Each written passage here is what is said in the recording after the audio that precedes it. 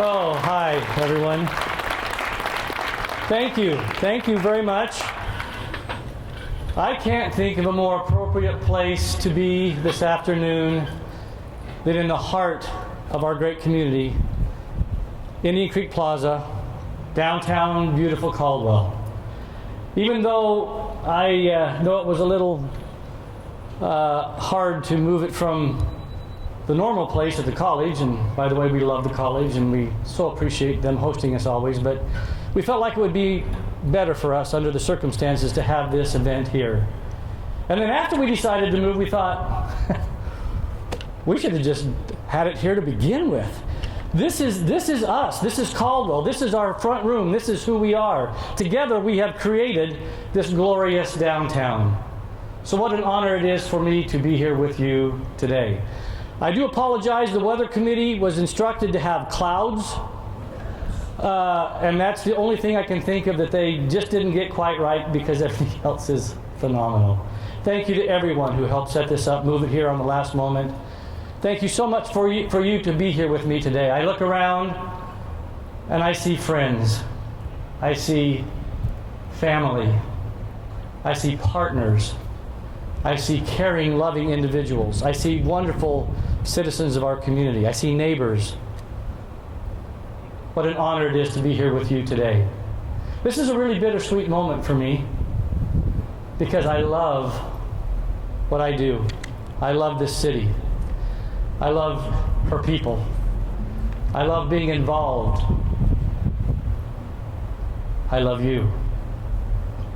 That part won't change. But somebody else will be sitting in that office in City Hall here in a few months. And whoever it is, I wish them well. But in the meantime, we still have a lot to do. And I'm going to go out in style. If you know, we are not going to stop. We are working till the very end. I need to first introduce to you the people who make all my days wonderful, the people who inspire me, who give me the will to get up in the morning and come to work. And that's my wonderful family. My sweet wife of 44 years, Pamela, my son Caleb and his girlfriend Janelle and their child Maya and Ryder, children, my sweet grandchildren, Melody, oh my gosh, and she's the character. She's also the best fisherman among all of us. My amazing little granddaughter Lily, my brother Michael, and I know there's other family members, but I don't know if they're here and where they are. I'm sure they're here somewhere. But family, I love you. And that's what this city is about, is family. You know, there are so many good things to talk about. Oh, I'm sorry. Thank you to the sponsors. Thank you to West Valley Medical Center. Thank you to Hartwell, Brian. Thank you for that wonderful introduction wherever you are. Thank you to Price Pump for their sponsorship of this wonderful event. You know, we started out many, many years ago, and I would like to give you some perspective. This is going to be a little bit different State of the City address, because I'm not going to just talk about what's happening today and what's in the budget and whatever else. I'd like to give you a perspective of the past 24 years, if I may. We started out, as Betsy said, with a vision. And we tried to adhere to this statement. It said, vision is the best manifestation of human imagination and the primary motivation of human action. It gives us the capacity to create what we not yet are, to create what does not yet exist, to become what we not yet are. And then the best thing, it says it allows us to live out of our imagination instead of our memory. That's what we tried to do 24 years ago, is bring this community together and create a vision that would reinvigorate Caldwell, that would take us back to the days when I was a child, when Caldwell was a vibrant downtown, and Idaho Department Store was right over there, and King's was here, and Sears and JCPenney's and Nafzigers and wonderful restaurants downtown. And our family would come downtown, and my mom would drop us off at the Top Theater. We saw Sword in the Stone and Herbie the Love Bug and all kinds of wonderful Disney movies downtown Caldwell. And when she dropped us off, then she'd go over to Safeway's and do grocery shopping and go to Sears and buy school clothes and then come pick us back up. And then she would take us downtown and buy us a soda, chocolate soda for 25 cents. The movies 8 movies for $5. And these were first-run movies. Things have changed a little, haven't they? But that was the downtown that we loved, that we grew up in. My brother and I rode our bicycles off of Canyon Hill down to Memorial Park and played baseball. We did activities all summer long. Downtown was busy. We had crazy days. People were all over the place downtown.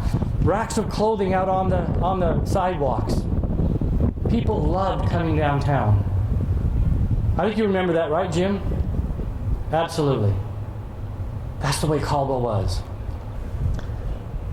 So we had this desire to return Caldwell to those days. So we gathered the community together. By the way, council members, would you please stand up? These great men are absolutely phenomenal. Thank you so very much.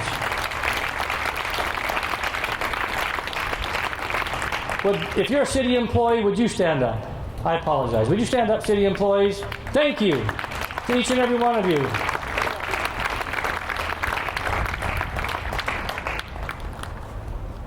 Elected officials, if you're here, our partners, elected officials, would you stand up? Please. Thank you so very much for being here today.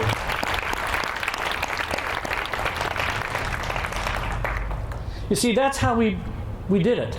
We brought all these partners together, city council members. We held town hall meetings. We had workshops. We did so much community engagement. The youth, we went to the high schools. We went to the college. We went to the elementary schools. We went to the middle schools. And we talked with the youth.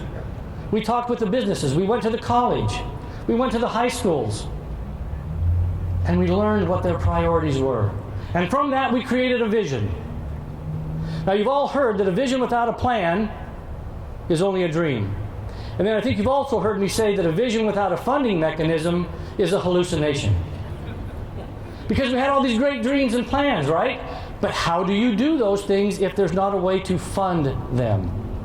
And if you remember correctly, at that time, Caldwell was struggling a little bit. Crime was on the way up. Downtown was vacant. Our vacancy rate was about 65% downtown.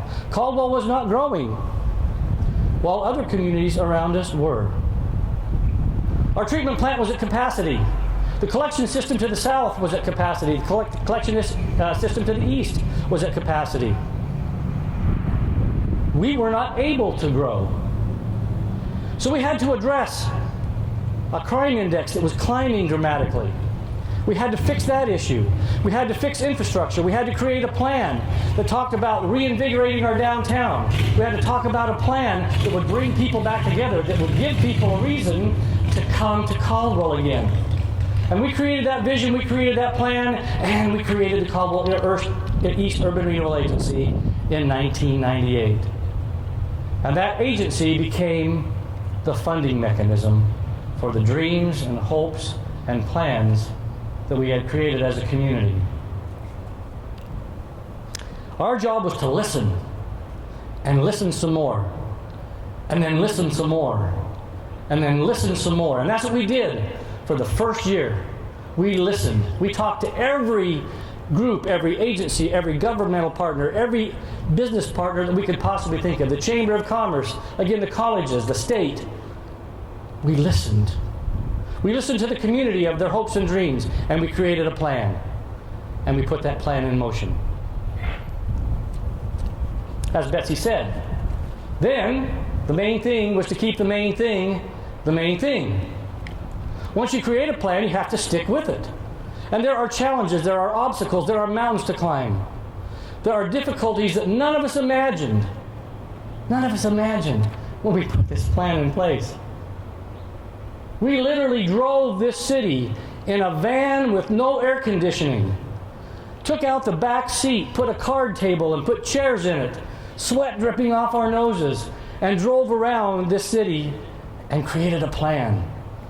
What would go here? What could we do here? How could we improve this? I wonder what this would look like if it were different. And put that plan in motion. We also knew that families were the most important unit in society, and we knew that we had to create this plan based upon what is good for families. Because when families succeed, We all succeed. Neighborhoods, cities, states. But when families fail, that failure lands directly on the doorstep of City Hall. It lands directly on the doorsteps of our schools and our colleges. It lands directly on the doorsteps of law enforcement agencies. And we didn't want that to happen. So we listened to the youth. And we decided to form a Mayor's Youth Advisory Council. There's been about 700 students go through that program in the past 24 years. And you heard a little bit about, thank you. It's been an amazing program. By the one that was up here that didn't speak, that was Lily, my granddaughter. She's on the executive committee of the Mayor's Youth Advisory, and she started when she was in the 8th grade. Bianca, who helped put this together, Bianca Stevenson, at the time, Bianca Mora, she went through the Mayor's Youth Advisory Council. She went with us to Washington, D.C. some 10, 12 years ago. And now she's the communications expert for the city of Caldwell. Isn't that awesome? I mean, that's the circle coming full. So we listened to the youth, and we wanted to work with them, and we made them a part of the decision-making process. And we had them involved in the Youth Master Plan. We had them involved in the Parks Master Plan. We had them involved in the YMCA. We involved our schools and our youth, and we listened. And they helped us create the vision that we're enjoying today. You know, there's a lot of things that fly under the radar that don't make the newspaper, that don't get talked about in State of the City addresses very often. But I would like to tell you a little story, if I may, about how important it is to change one life at a time. We were in a Mayor's Youth Advisory Council meeting. This young man walked in and sat in the back of the room. Came in about 10 minutes late, got up and left about 10 minutes before the meeting was over. And nobody really even had a chance to say hi.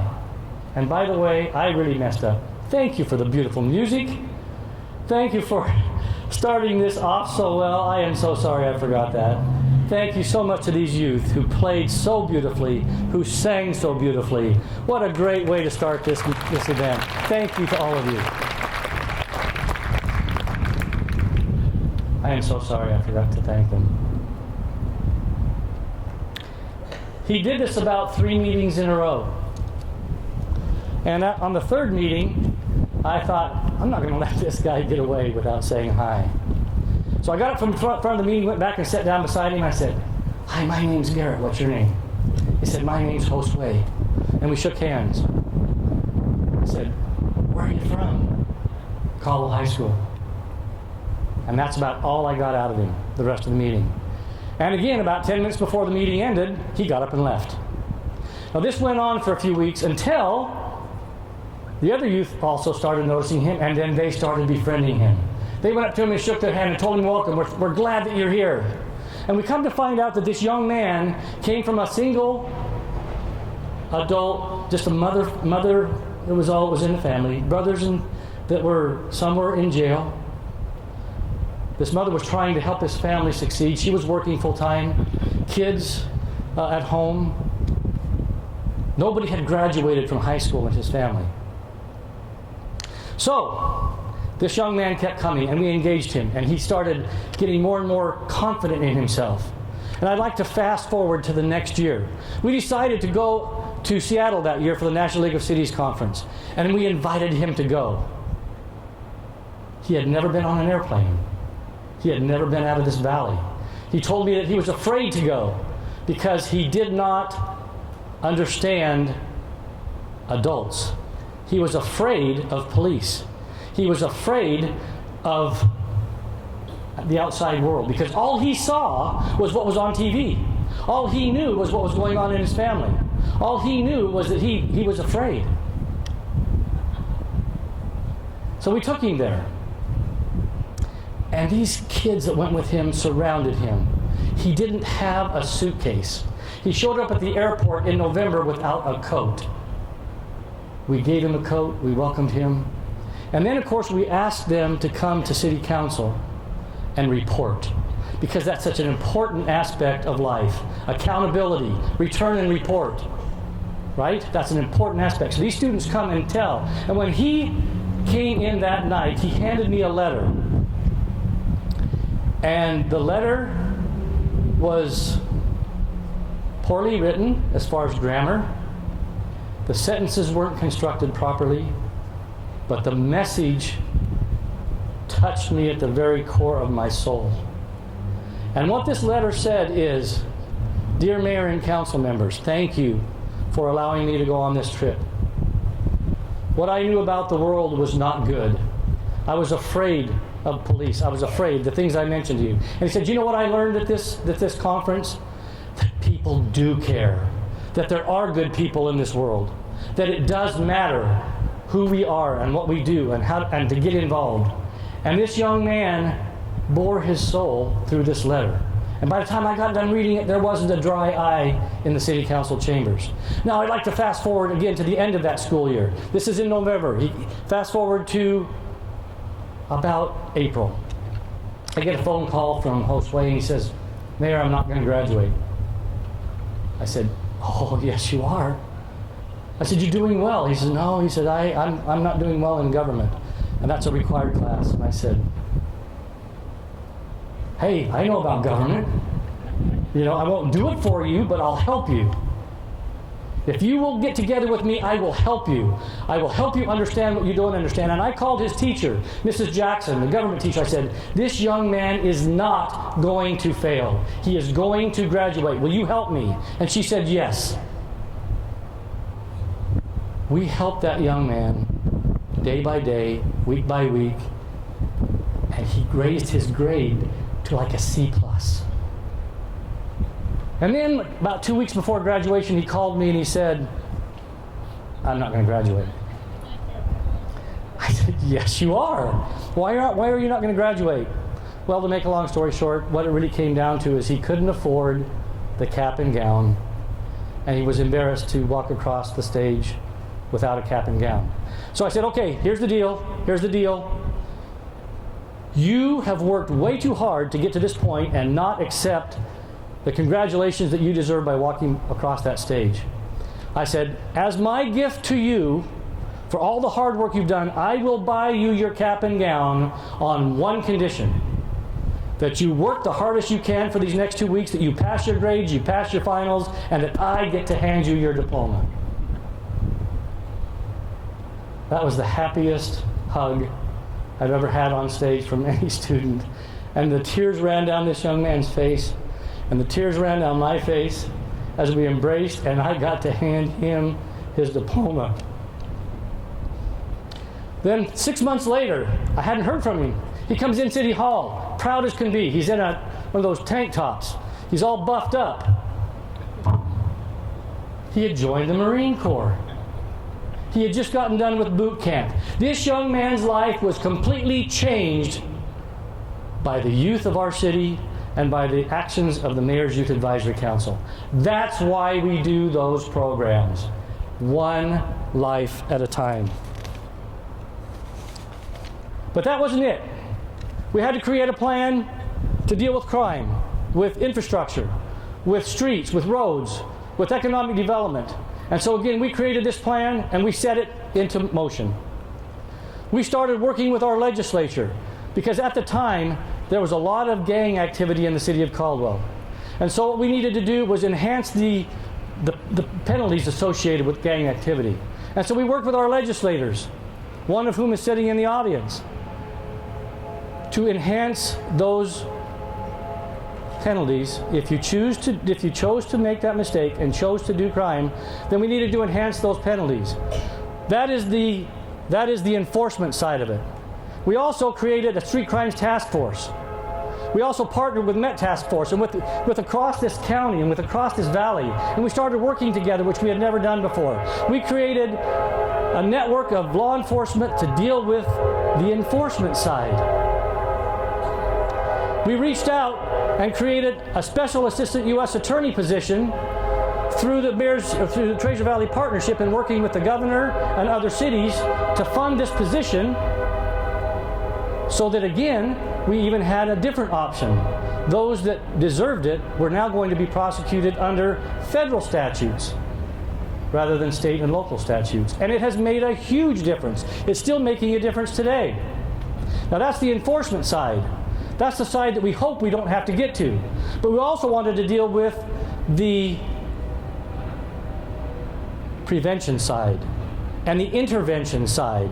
And that's where all these youth programs came into place. We wanted to bring a YMCA because we did not have some of those activities that these kids deserved. We wrote a youth master plan that addressed so many areas of this community that we needed to improve. Graduation rates, transportation, walkability, parks, recreational opportunities, right? All those things. And then we built our ordinances around these things to make sure that we put our money where our mouth was. And during the budget, after adopting this youth master plan, we started budgeting to make sure that we were budgeting for these activities. The Y was a huge thing to come to our community. Absolutely huge. The day that we opened the Y, there were 400 kids standing around that pool. And it begged the question, where were they the day before? What a glorious moment that was. And they were so anxious to get into that pool. They were waiting for J.R. Simplot to shoot the gun so they could get in. And it was a mass dive by 400 kids once that gun went off. It was awesome. We did that together as a community. As Betsy mentioned, when we did the feasibility study, they told us, you can't do this. You don't have the financial means or the leadership to get this done. And we did it in less than a year. We raised the money. We went through the process of putting together the programming, found a location. The land was donated to us by the Eldridge family, and the YMCA became a part of our community. And what an impact it has had. Then, again, all these other youth programs, through partnership with the YMCA and the school district and the colleges and after-school programs and the Splash program, and all these things together have made a huge difference in the lives of the youth of this community. Transportation. We did some really unique things. We widened a state highway with local dollars. Why would we do that? Because it was an economic development tool that was so important to us when we developed this infrastructure, or this economic development park, the business park out to the east of town. It was awesome. We widened that road, we put in water, we put in sewer, we brought in power, we brought Intermountain gas, we put in all the infrastructure underground so that those businesses truly had a shovel-ready option in the valley. We bought property. We marketed ourselves as a family-friendly community, and it worked. Businesses started coming to Caldwell. But you know, if we hadn't done those other things, if we hadn't lowered the crime rate, if we hadn't done some of those youth programs, if we hadn't taken the opportunity to upgrade our treatment plant and upgrade the sewer system and the collection system, we could not have grown. And the reason I'm bringing all this up is because without that, we wouldn't be sitting here today. If crime was still up, would you be sitting here? I don't think so. Would we have been able to raise the money and do the things we did for this plaza? I don't think so. If crime was still up, would businesses want to come to our industrial park? I don't think so. They didn't before. We had to change the formula. And so every one of these little things we did changed the formula. And Caldwell changed along with it.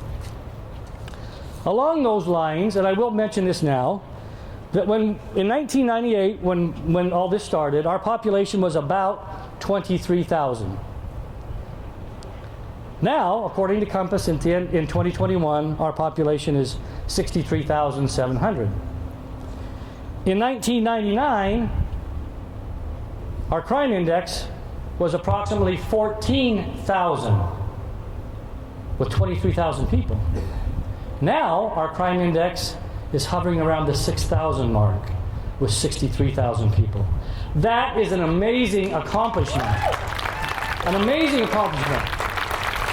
That shows the commitment of this community, our law enforcement agencies, the partnerships that we were able to create, the programs that we were able to create, the intervention, the prevention, and the enforcement side. And it worked. And Caldwell is now one of the safest cities in the state of Idaho. That is a major accomplishment. So all these things that we worked on for so many years, why? Why did we do that? Because this is our home. This is Caldwell. This is the town that I grew up in and watched Sword in the Stone. It was the place that we wanted to be able to create a place to live, work, and play, and a wonderful place for our families to continue to grow and have that experience. Why do we do that? Because of these youth that you see here today, because they deserve a future that they are proud of, that they are safe in, that they have a place to go to work, that they have a place to live and recreate, and a wonderful downtown like this. They deserve that. So that's why we did what we did through all those many, many years. Indian Creek. Oh my gosh. Was that an amazing project, but one of the most frustrating, mind-boggling, nerve-wracking, sleep-losing, long projects that I've ever been involved in. But this community stuck with it. 7 years. I think somebody in the Bible worked 7 years to get their wife or something like that. Isn't that right? Well, we worked 7 years to get a creek. I don't know if there's an analogy there or not. But it was worth the 7 years is what I was trying to say. It was worth the 7 years. We learned more about perk and petroleum and phytoremediation. I thought phytoremediation was giving a dog a bowl of water. Had no idea what it was. Week after week, the core area steering committee met week after week, year after year. Then we became engaged with the Army Corps of Engineers. And they had this wonderful idea for a Section 206 grant, and that we would be able to restore downtown with this grant. So we did our part. It's a 65-35 grant. 65 from Section 206, 35% from the city. So we worked with the local businesses, and we bought property, and we started designing, and we started working through this project. And then a hurricane happened and took all the funding from the Section 206 program, and they said, sorry, we cannot fulfill our financial commitment to you. That was a scary moment, because we'd already spent about $2 million buying property, designing, working through it. So again, what did Caldwell do? We rolled up our sleeves. We prayed about it. We thought about it. We fretted about it. But together as a community we came and we rewrote the urban renewal plan to include the Indian Creek project. It took us a year, but we did it. And look at the results. What a glorious centerpiece for downtown. And the reason we wanted to do that, because we knew we needed that beautiful place to kick off and inspire development in downtown. Did it work immediately? No. But it was still one of the pieces that we had to have. So that was a 7-year project that still had so much to do with where we are today.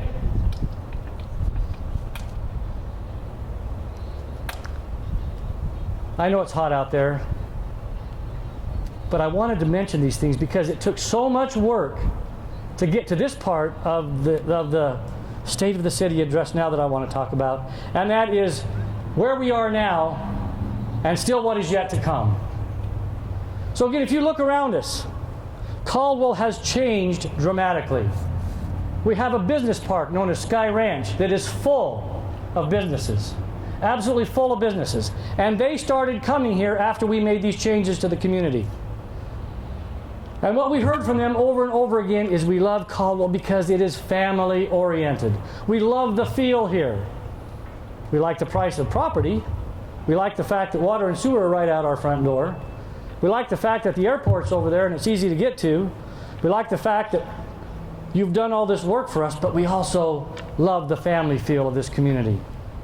And in those meetings that we had with those developers, we really emphasized the Youth Master Plan and all the things that are associated with it and how that has benefited us today. And now as you look around, there are parks, there are open space, there are walking paths, there are businesses all around this community. Again, the business park is full. It is completely full. So now, a new business park has started to the north, known as North Ranch, because they saw what we were able to do on the south side of Highway 2026, and we believe we could repeat it. And I'll give you some announcements here in a few minutes about that. But all these things have led us to the point where we are here today. You've heard that our lives are the sum total of all the events in our lives, right? The good things, the bad things, the hard things, the fun things, the thrill of victory, the agony of defeat, the happy moments, the sad moments. All those things have shaped us into the community that we are today. And so if you take any one of those things out of the equation, what happens, Lily? It's just like a math equation. If you have an equation and you've got all these numbers on the left and you change one of them, what does it do to the right-hand side?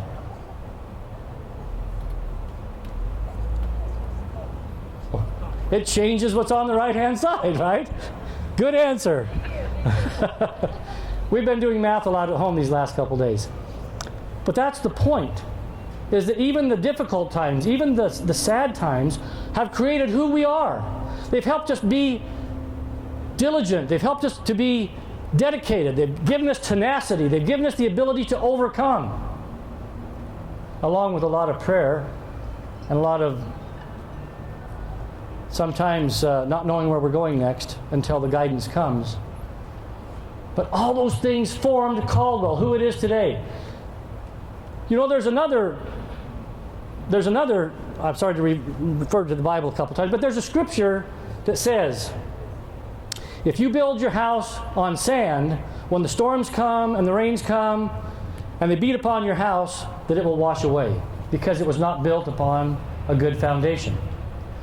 Then it also says that if you build your house on a rock, that when the storms come and the rains come and the storms beat upon your house, that it will stand.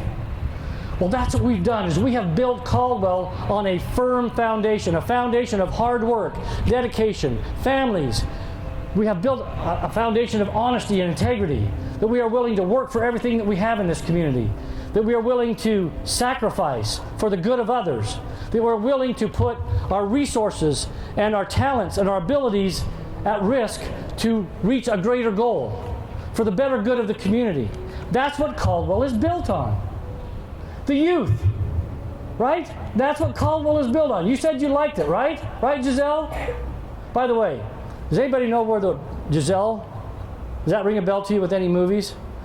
Giselle wouldn't speak to me for about 4 months because I kept calling her princess. Because of the movie Enchanted, right? The princess is... Anyway, that's a little joke between Giselle and I. So, princess, you said you liked Caldwell, right? Because it's built on a foundation. You heard the youth speak earlier. That's the foundation that we have built Caldwell on. And so what are the results of that? What are the fruits of those labors? Sky Ranch Business Park. Over 1 million square feet of manufacturing and industrial development in that park in just the last few years. 2,000 new jobs have been created in that industrial park. There are 6 new projects under construction now, totaling another 408,000 square feet. Probst Electric just moved into the former Syringa Networks building.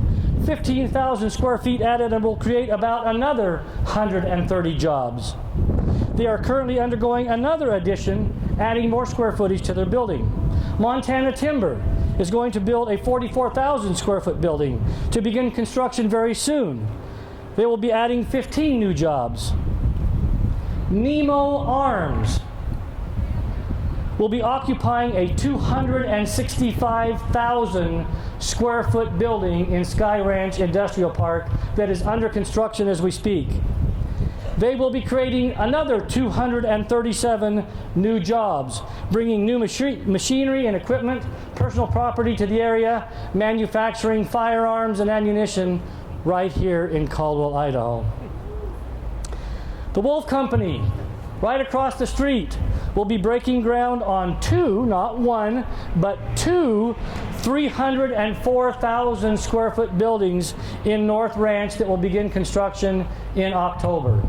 That's another 608,000 square feet of manufacturing and industrial development. Here's an announcement that we have permission to give. D&B Supply will be breaking ground soon on a flagship store on the corner of Smede and Highway 2026. It will be a brand new 100,000 square foot state-of-the-art retail facility in Sky Ranch, North Sky Ranch. Idaho Central Credit Union is going to build a new branch in North Ranch to begin early next year. And there are numerous other retail and industrial office buildings that will begin construction very, very soon. Along with that, through those partnerships that I mentioned before, and thank you, Julie De Lorenzo, we made an agreement with Idaho Transportation Department to switch properties. As you know, Highway 30, also known as Blaine and Cleveland, was part of the state system, but it ran right through the middle of Caldwell. So all of the entitlement authority was held by the state. Well, there was access, or sometimes not having access, and these businesses were trying to develop, plus the fact that it was right in the middle of our town. So it took us a while, but we negotiated an agreement to take over the operation and maintenance of Blaine and Cleveland all the way through town, and we swapped it for the widening of Highway 2026 from Smede to Middleton Road. That's a really cool thing. And if any of you travel Highway 2026, you know how hard it is to drive down that road and dangerous. So not only is it going to be widened to 5 lanes to match the example that we set, right, Julie, by building that first half mile, but there will be signals at KCID and Ward lanes. That will make that transportation system so much more safe. It's awesome that we're able to do that. But again, through partnerships, through trading, through understanding the needs, what was important for our families, but also an economic development piece. It works. It works.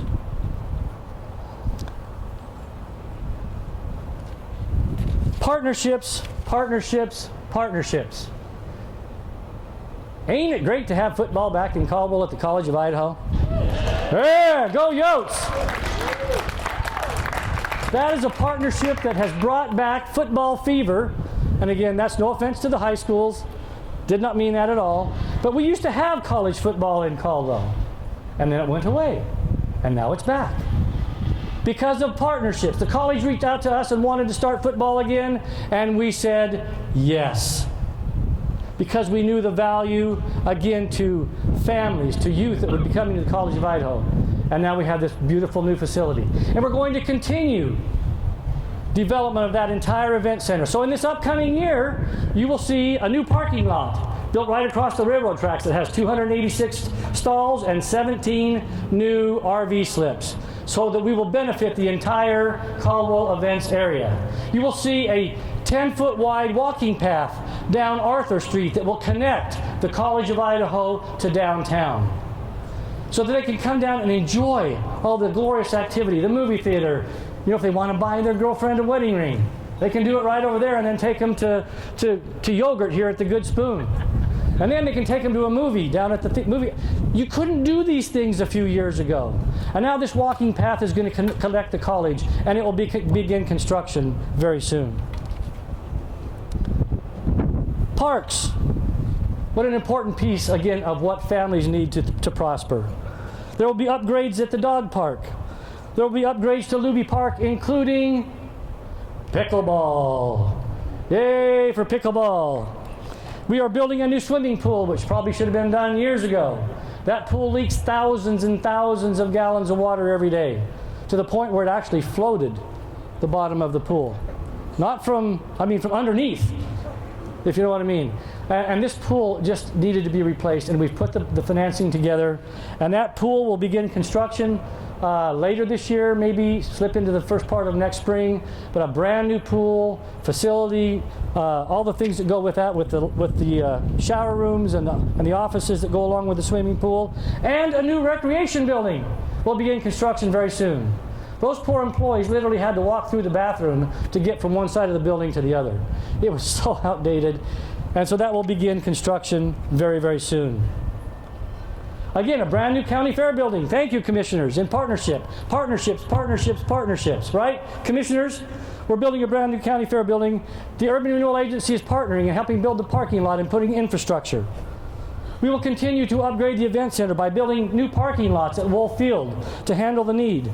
There will be, as I mentioned, a new parking lot on 21st with right across the railroad tracks and enhancements with walking paths throughout the entire facility. Transportation. We will be upgrading Indiana and Ustique to CHS. That entire area will become another 14 acres of soccer fields. We will upgrade the frontage, and that will take place over the next few months. And again, thank you to the Crookham family for helping us donate that property. On Canyon Hill and about the surrounding areas, we are doing safety projects.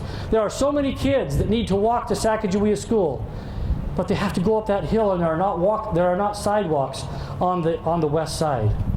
So they need to get across North Illinois and be able to get up the hill. So we are putting in sidewalks throughout the area down there below Canyon Hill and putting in a hot crossing. We are doing a safety project on Ohio to help those students funnel over and get down to Sacagawea School. The widening of Ustique will begin construction very soon. You noticed I've said a lot of construction. There are 2 seasons in Idaho, winter and construction season. And we're going to take advantage of the entire construction season as long as we can. But the widening of Ustique from Lake clear to the interstate and then over the overpass and clear past the airport. By the way, I'm going to jab Julie just a minute here, because in the plans that ITD had for the widening of the interstate, they had decided to build Ustique as a 2-lane overpass. Julie had nothing to do with that. I'm just razzing her because she was here. But as you know, Ustique is the main corridor from the Snake River all the way to the foothills of Boise. All of us in our fundamental classification maps have Ustique as a 5-lane road, and yet it was designed as a 2-lane overpass. So we shuffled around, rolled up our sleeves, went to work, as Caldwell does, and we are funding the overpass at a 5-lane overpass with walkability to make sure that that corridor is constructed for the future for many, many years to come, and that 2 years from now we don't have to turn around and do it over again. That is the partnership, and that's the vision of this community. We will be constructing roundabouts at Florida and Ustique and Middleton. Those roundabouts are literally lifesavers. We had several really serious accidents at the corner of Indiana and Ustique until the roundabout went in. And since that time, very, very few accidents and 0 serious accidents. They're very, very important. I think Carrie is telling me it's time to shut up. I'm almost done, okay? Downtown. I'm not saying it's the best, but I saved it for last. Maybe I am saying it's the best. It's awesome. We have a downtown that has become the destination point for the valley and the region. With a partnership of so many people in this community, with Destination Caldwell, with the Chamber, with Urban Renewal, with the City of Caldwell, with all of our partners, look around. Ain't this cool? Okay, I'm going to say that one more time. Ain't this cool? Okay, thank you. Because it is. You like my good English there? The ain't was for emphasis. But this is wonderful. This is what we've been working for. All of this is what we've been working for all these years. Caldwell is returning to its place as the treasure of the valley. It is a destination point. It is some place where families come, where children come. They play in the splash pads. You go back 10 years, there was nobody downtown. It was vacant. And I'm so grateful for the wonderful businesses who stuck through these dreams and visions and plans and who are now receiving the benefit of all this hard work. Together, again, we as a community have created something that is spectacular. 30 new businesses have opened downtown since the plaza was open. 1 million lights along the creek. Winter Wonderland hosting 15,000 people. We've started keeping track of the trips across that bridge. Over 400,000 crossings of that bridge right there last year. 400,000 crossings of that bridge. And it really ramps up when the lights are here and the ice skating is going. 45,000 skaters last year, even in COVID. I mean, these are all phenomenal things. My little granddaughter and I were walking through downtown a while back, and we started taking an inventory of license plates. And she's learning about ratios and all those things. Well, that was quite a while ago. But we started looking at license plates. We discovered that a 1-to-1 ratio of 2C and other license plates, whether they were Oregon, Washington, Utah, Ada County, Elmore County, Malheur County, wherever they were from, for every local plate we saw a plate from somewhere else. That is awesome. That's what this is all about. They're coming here to spend their money instead of us going someplace else to spend our money. The money is staying here. The businesses are thriving. I've talked to a couple of friends that have been downtown. They said their business has never been better. That is phenomenal. Thank you to all the partners who made that possible. Right next door, you know that empty dirt piece over there? December 1st, we'll begin construction of the Creekside project, a 4-story, multi-business building that is going to be phenomenal. It'll match the architecture of downtown, bricks and beautiful architecture, but it's going to be restaurants and retail on the bottom floor with offices and some residential on the second floor, and then 2 floors of residential housing. Market rate and above housing, taking advantage of the view of the beautiful creek and everything that's going on. That is an incredible achievement. We also just issued an RFP to Biscuits and Hogs. How's that for a name?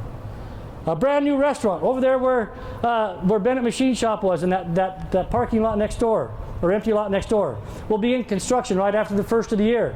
A 2-story, 4-business, new building downtown, concentrating on Idaho-grown products. The family that is building that is a Caldwell family, the Godsill family. You'll recognize them from Sunrise Restaurants and other businesses. We just awarded that RFP, and the city attorney and his staff are working through the development agreement. We've also just received a new RFP for this site right across the street, and we are working through the development agreement, and a new building will begin construction there next spring. A new parking lot just across the railroad tracks between 9th and Kimball to provide parking for much needed parking for downtown. That's cool. That's why we're doing these things. So, I know it's hot. I know you need to go. But now, if you'll just bear with me a few more minutes. I cannot tell you what an honor it has been. Oh gosh. What an honor it has been to serve this community for as long as you have allowed me to do it. It has been the most treasured experience of my life, other than my wife and my family. I cannot tell you how much I love the people that I work with, the citizens of this community. Every person who has volunteered their time on a board or a commission or attended a public hearing or a workshop. It has been a privilege to work with each and every one of you. You know, there are so many times I felt so inadequate to deal with the issues facing this great city. But every time this community surrounded itself, or appointed officials came forward, or something happened, and we all pulled together and made it through whatever it was, and gave me the strength to come back to work again the next morning. To look around this community and see what it has become and where it is going, I can't describe the feelings that it wells up inside of me to be able to have been a part of that in some small way. So to all the employees, to all the citizens, to all of our partners, thank you from the bottom of my heart.